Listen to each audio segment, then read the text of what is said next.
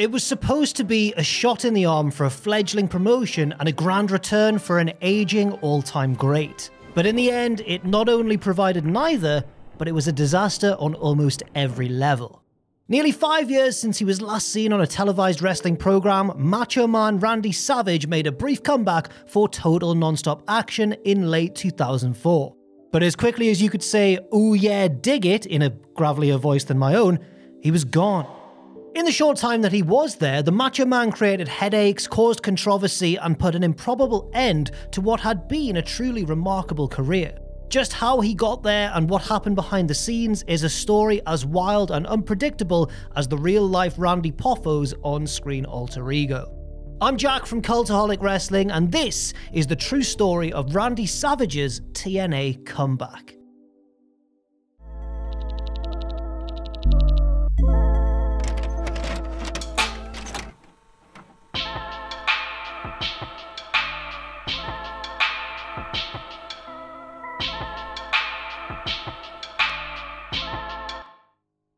To truly tell the story of how Randy Savage even ended up in TNA, it's important to first chronicle exactly what happened between then and before that, the end of Randy's run in WCW.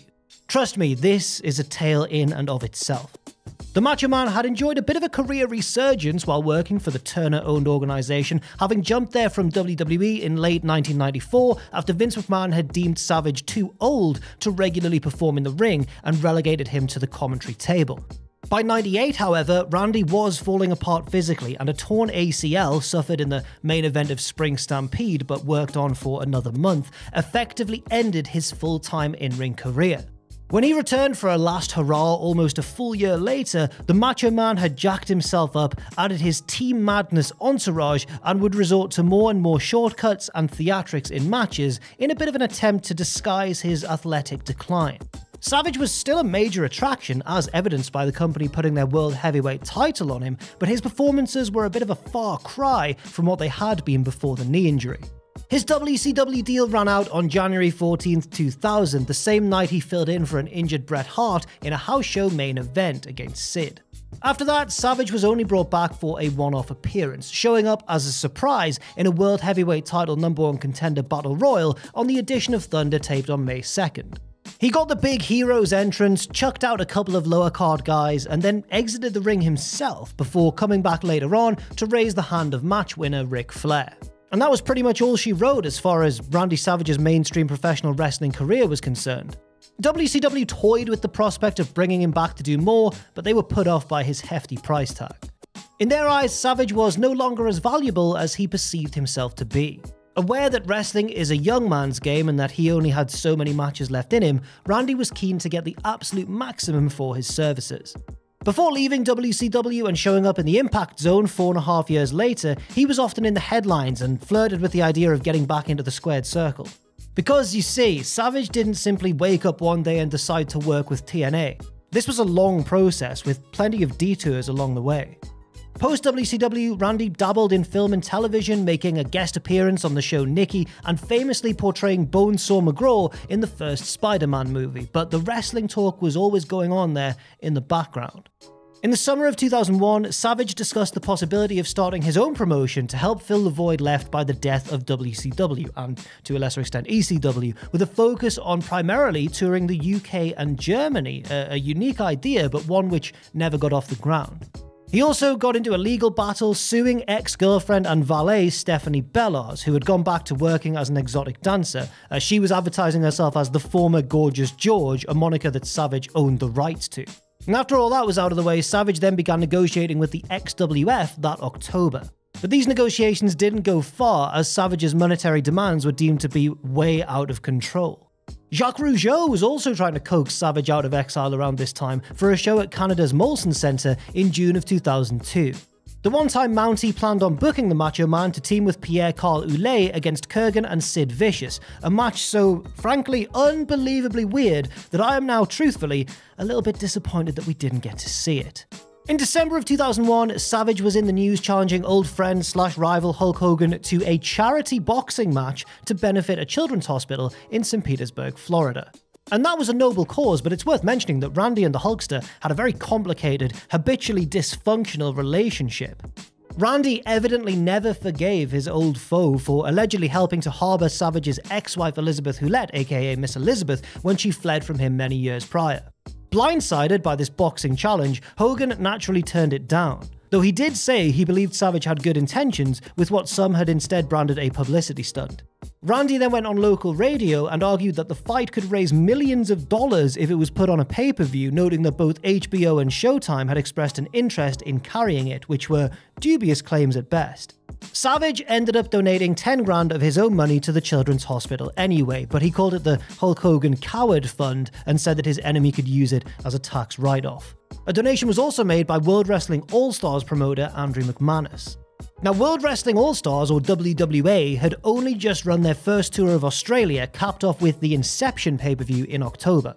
Using primarily ex-WWE, WCW, and ECW talent, WWA nonetheless did not, with my apologies to Jeff Jarrett and the Road Dogg, really have a bona fide headline superstar within its ranks. McManus tried to remedy that by recruiting Randy Savage and announcing him for WWA's follow-up pay-per-view, The Revolution, which was due to take place at the MGM Grand in Las Vegas on February 24, 2002, and then was subsequently moved to the smaller Aladdin Casino Center. But it didn't take long for the relationship between the two parties to go sour. Savage quickly replaced Jeremy Borash as head booker and brought in his running buddy Brian Crush Adams to be his assistant. Although when the ideas didn't exactly flow freely, Borash did regain his position, with Randy still having creative input. The scheduled main event of The Revolution was to see Jarrett defend his WWA title against Savage, but Savage didn't even end up making it to Vegas. Instead, he held up McManus for more money than they had originally agreed upon. According to reports, Savage had initially asked for $50,000 guaranteed and a 30% ownership stake in the company. In the days before the show, however, he came back with the, frankly, astronomical fee of $250,000, and that was obviously rejected, so then Randy came back with $150,000, which was also turned down.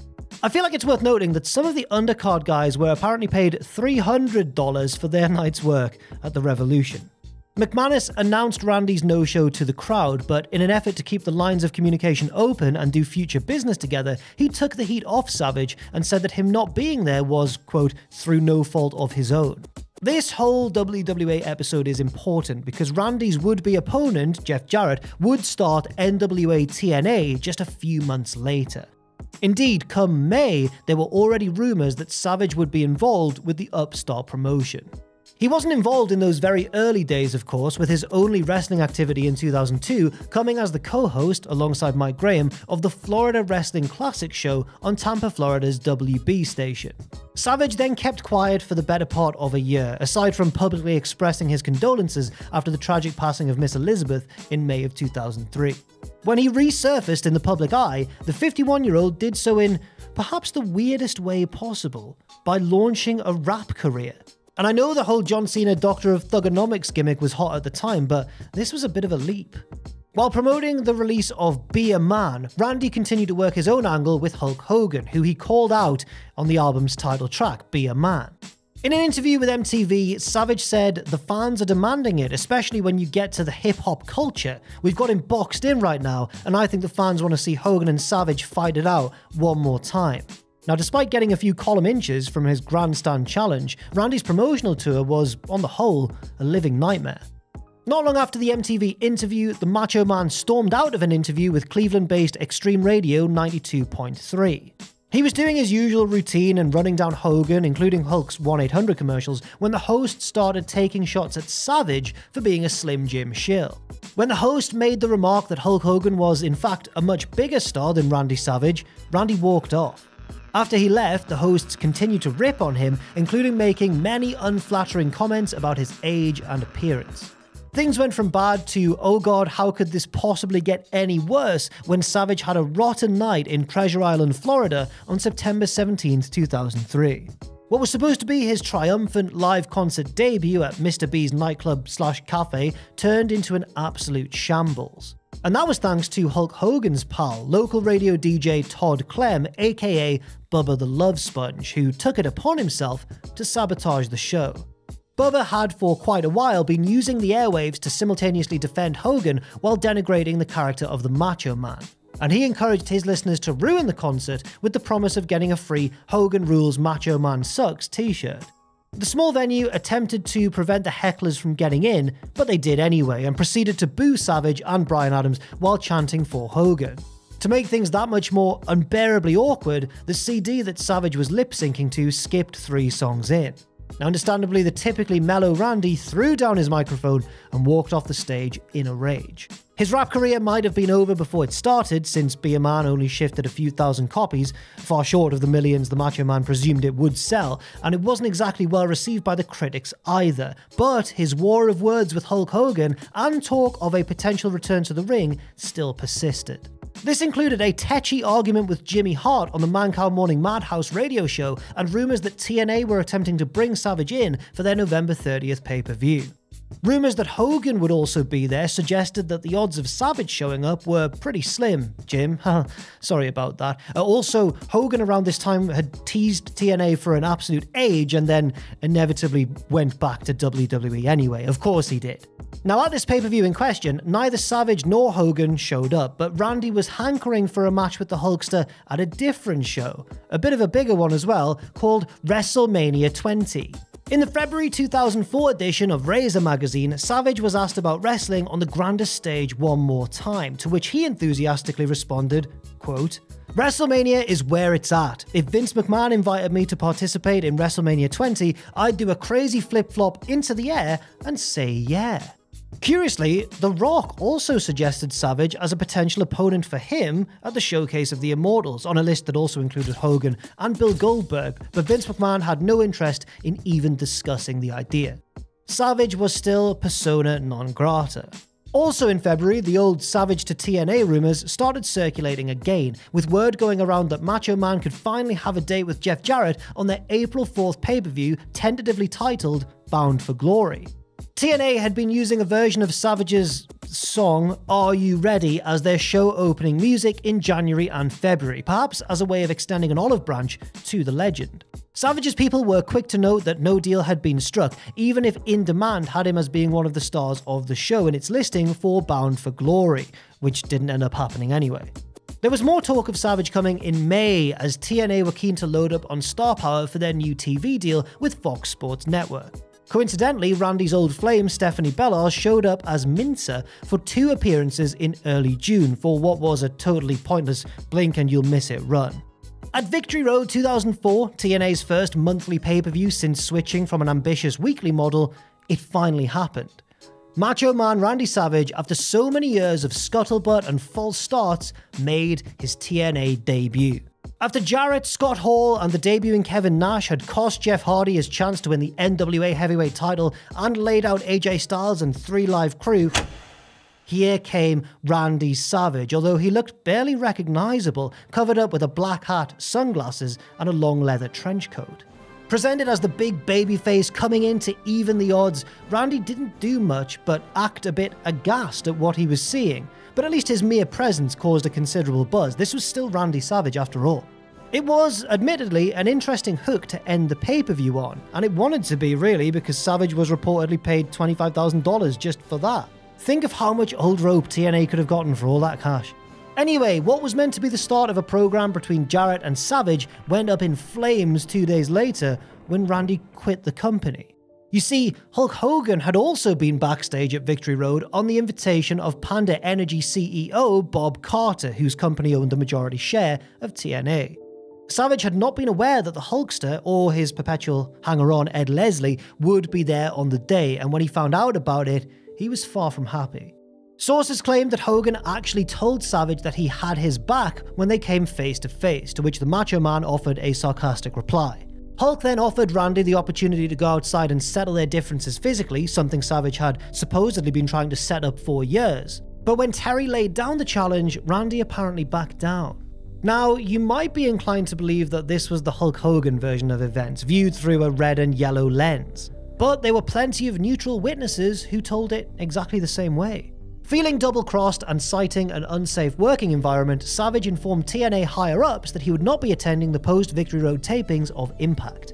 Bryan Adams stuck up for his friend during an appearance on the Cowhead radio show in Tampa, saying that Randy had been snuck into the building and kept secret the whole day, while Hogan entered the Universal Studios soundstage in full view of the fans as a way to get people talking, which does sound like something Hogan would do.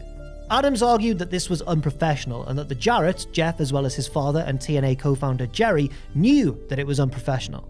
It was also reported that Savage demanded that Jimmy Hart stay away from him the entire time he was there, the bad blood still clearly brewing from their on-air radio argument a year before. Other reports claimed that Savage was friendly with everyone else backstage, even if there was concern because he didn't remember some people he had worked with closely in the past. He also told people that he'd get along with Hogan for the sake of business should Hogan officially be brought in, and would even do an in-ring feud with him if asked.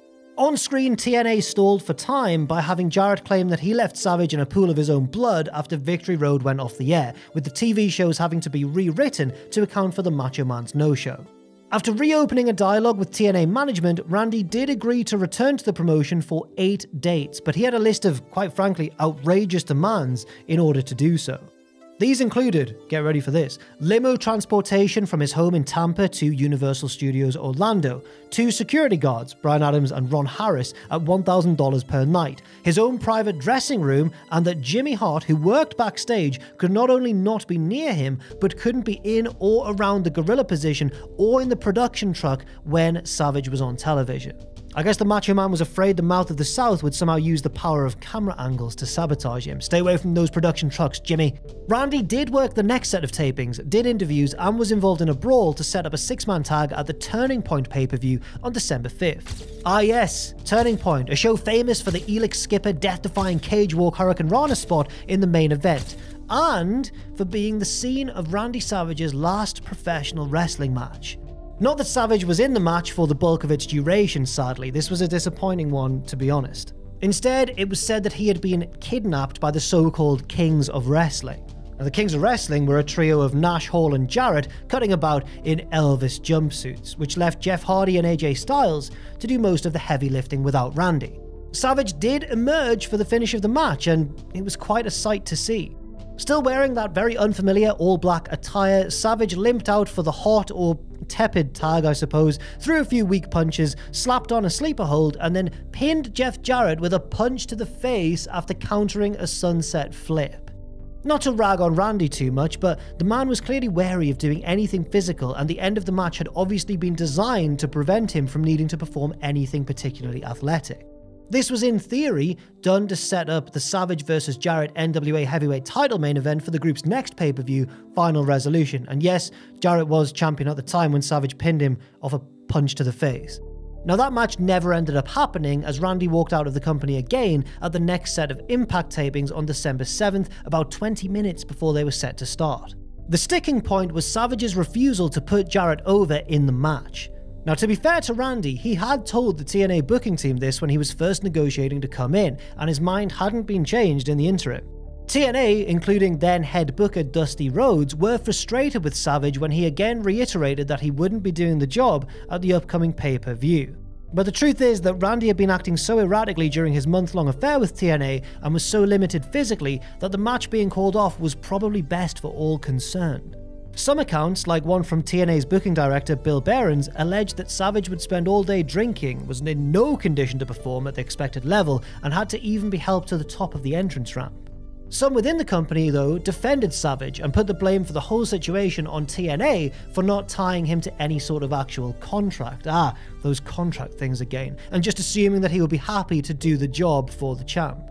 Jarrett would later say that Randy didn't come to TNA for the money since he was loaded and they could hardly afford to pay him handsomely anyway, but to help out the company and give back to the business. And the fact that he was so insistent on beating Jarrett for the title implies that it might also have been about the glory and ending his career on top, as it were.